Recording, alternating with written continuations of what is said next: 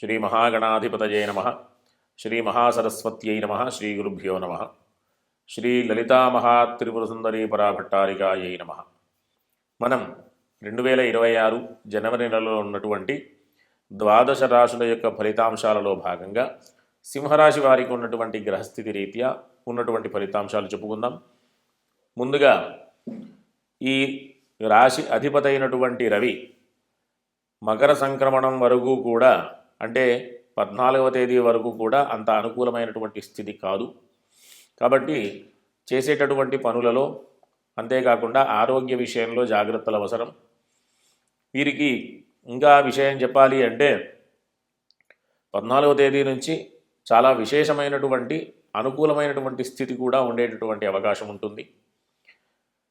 కాకపోతే వీరికి అష్టమ శని, అంటే సింహరాశి నుంచి 8వ స్థానంలో శని సంచారం కాబట్టి కాస్త ఆరోగ్య విషయంలో, లాభ విషయంలో, ఆర్థిక విషయంలో, కుటుంబ విషయంలో, అంతేకాకుండా సన్మార్గంలో వెళ్ళాలి అనేటటువంటి ఆలోచన విధానంలో వీళ్ళు కాస్త జాగ్రత్తలు అవసరం. ప్రతిరోజు కూడా హనుమాన్ చాలీసా పారాయణ చేయడం, అంతేకాకుండా ప్రతి శనివారం ఆంజనేయ స్వామి దర్శనం చేసుకోవడం అత్యంత అవసరం. ఇంకా ఏంటి విశేషం అంటే వీళ్ళకి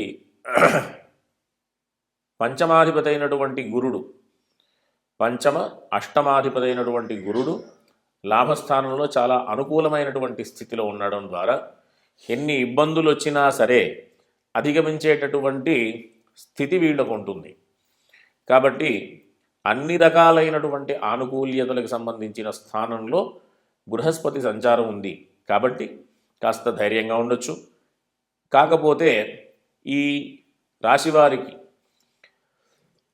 శుక్ర సంచారం, శుక్రుడు 12వ తేదీన మారుతూ ఉన్నాడు. 6వ స్థానంలో శుక్రుడు అంత అనుకూలమైనటువంటి సంచారం కాదు. కాబట్టి వీళ్ళు చెప్పినటువంటి హనుమాన్ చాలీసాతో పాటుగా లక్ష్మీ అష్టోత్తర స్తోత్రం కూడా పారాయణ చేయడం ద్వారా మంచి ఫలితాలు, అంటే వైవాహిక జీవితంలో ఇబ్బందులు రాకుండా ఉండడానికి, వివాహం కాని వాళ్ళకి, వివాహ ప్రయత్నం చేసేటటువంటి వాళ్ళకి అనుకూలమైనటువంటి స్థితి రావాలి అంటే లక్ష్మీ అమ్మవారి యొక్క అనుగ్రహం ఖచ్చితంగా అవసరం. కాబట్టి వీళ్ళందరూ కూడా, ఇంకా చెప్పాలి అంటే వృత్తి ఉద్యోగ సంబంధమైనటువంటి విషయాల్లో విద్యార్థులకి కూడా కాస్త అనుకూలమైనటువంటి స్థితి 14వ తేదీ తర్వాత నుంచి కాస్త ఉంది. ఈ మాసం మధ్య భాగం వరకు కూడా, అంటే ఈ నెలలో 14వ తేదీ వరకు కూడా అంత అనుకూలమైనటువంటి సంచారం కాదు. కాబట్టి విద్యార్థులకి సంబంధించిన విషయంలో, అంటే ప్రస్తుతం ఉన్నటువంటి కాలం పరీక్షలని, చదువుకునేటటువంటి అత్యవసరమైనటువంటి స్థితులు అందరూ కూడా ఎదుర్కొనేటటువంటి రోజులు. కాబట్టి కాస్త జాగ్రత్తలు అవసరం. ఒకవేళ ఇబ్బందులు ఉన్నప్పటికీ, అంటే మనస్సు లగ్నం చేయలేకపోయినా, చదువుకునేటటువంటి స్థితిలో కాస్త భయంగా ఉన్నప్పటికీ కూడా సుబ్రహ్మణ్య స్వామి సంబంధించినటువంటి స్తోత్ర పారాయణలు కానీ, ప్రతి మంగళవారం సుబ్రహ్మణ్య స్వామి దర్శనం చేసుకోవడం ద్వారా కూడా మంచి అనుకూలమైనటువంటి ఫలితాలు పొందేటటువంటి అవకాశం ఉంటుంది.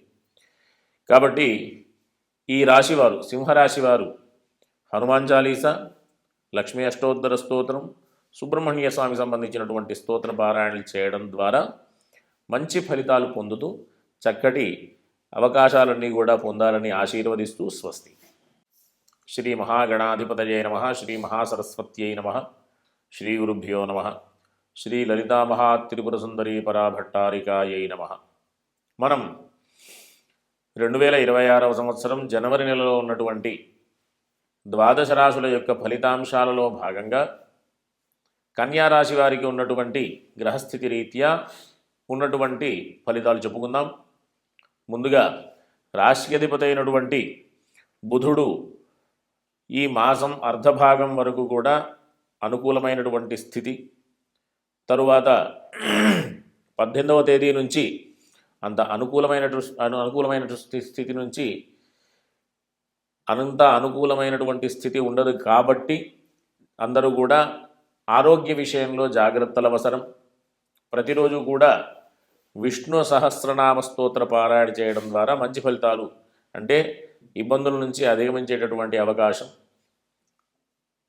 ఈ రాశి వారికి, అంటే కన్యా రాశి వారికి భూగృహ సంబంధమైనటువంటి పెట్టుబడులు కానీ, భూగృహ సంబంధమైనటువంటి వ్యాపారాలు కానీ, వృత్తి ఉద్యోగ సంబంధమైనటువంటి విషయాలు కానీ, అంటే ఏ వృత్తి వారైనా సరే, ఉద్యోగం చేసేటటువంటి ఎవరైనా సరే, ఆ స్థానంలో గురు సంచారం అంత అనుకూలంగా లేదు కాబట్టి అనవసరమైనటువంటి నిర్ణయాలు చేయకుండా జాగ్రత్తగా, చాలా ఓపికగా నిర్ణయాలు తీసుకుంటూ ఉద్యోగంలో కొనసాగుతూ ఉండాలని అందరికీ కూడా సూచన.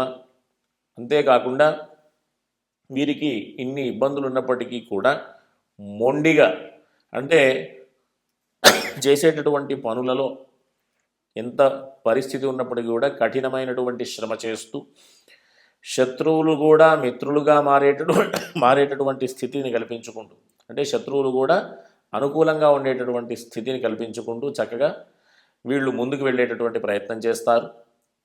కాస్త వివాహ విషయంలో చేసేటటువంటి ప్రయత్నాలు కాస్త మందగమనంగా నిదానంగా ఉండేటటువంటి స్థితి ఉంటుంది.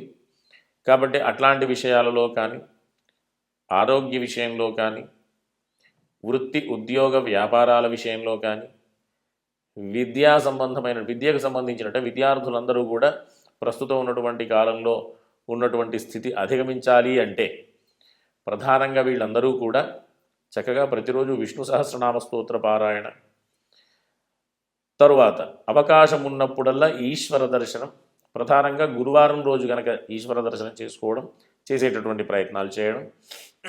అంతేకాకుండా విదేశాలకు సంబంధించినటువంటి ప్రయత్నాలు చేసేటటువంటి వాళ్ళకి ఈ మాసం, అంటే సంక్రాంతి వరకు కూడా అనుకూలమైనటువంటి స్థితి. సంక్రాంతి నుంచి ఈ రవి వేధస్థానంలో సంచారం ఉంటుంది కాబట్టి కాస్త అననుకూలమైనటువంటి విషయాలు ఉన్నాయి. కాబట్టి జాగ్రత్తగా ఉంటూ ఈ రవికి సంబంధించిన, అంటే సూర్యుడికి సంబంధించినటువంటి ఆదిత్య హృదయం పారాయణ చేస్తూ ఉండడం వల్ల అట్లాంటి ఇబ్బందుల్ని అధిగమించేటటువంటి అవకాశం ఉంటుంది. కాబట్టి ప్రధానంగా వీళ్ళందరూ కూడా విష్ణు సహస్రనామ స్తోత్రం, హనుమాన్ చాలీసా, సూర్యుడికి సంబంధించినటువంటి ఆదిత్య హృదయం పారాయణ, వీటి ద్వారా మంచి ఫలితాలు పొందేటటువంటి అవకాశం ఉంటుంది. కాకపోతే వీళ్ళకి ఉన్నటువంటి అవకాశం ఏంటి అంటే చేసేటటువంటి పనులలో ఆటంకాలు రాకుండా గనక వీళ్ళు వెళుతూ ఉంటారు. అంతేకాకుండా ధార్మికమైనటువంటి కార్యక్రమాల్లో పాల్గొంటారు. విశేషమైనటువంటి మంచి చక్కటి దైవ దర్శనాలు, ఇట్లాంటివన్నీ కూడా ఉండేటటువంటి అవకాశం కూడా ఉంది. కాబట్టి మనకు ఉన్నటువంటి ఇబ్బందులను అధిగమించాలి అంటే దైవిక మార్గమే ప్రధానమైనటువంటి మార్గం.